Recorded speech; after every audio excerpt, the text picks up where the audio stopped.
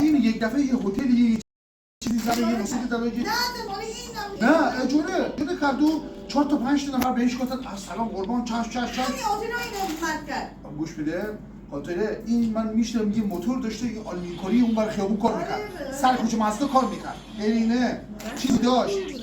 یه موتور داشت زیر پاشو ماشین هم نداشت که عقد که کرد یه پیجو پارس خرید این مامر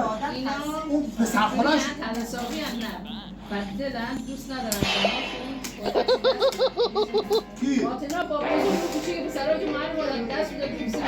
من دیدم با چه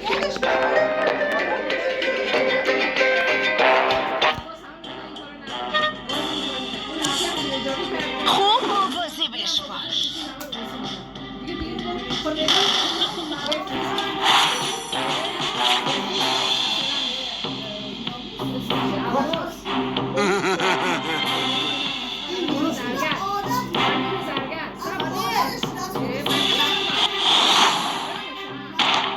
شاهین تاکسی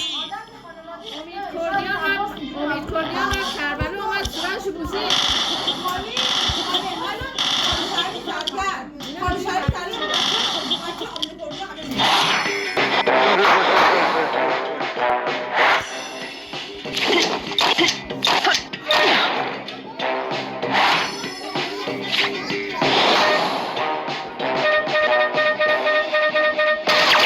خدا هرگز نمیمیره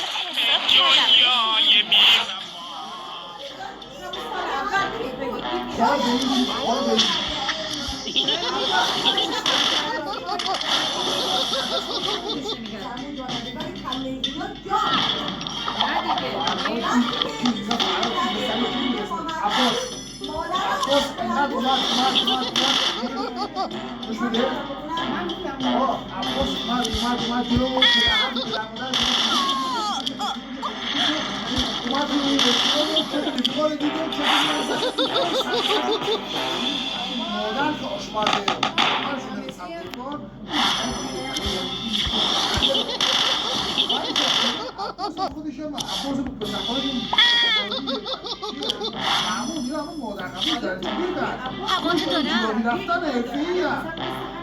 دارم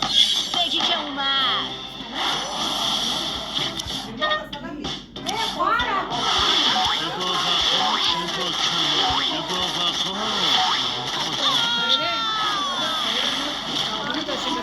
مخشاز هدف آماده باشه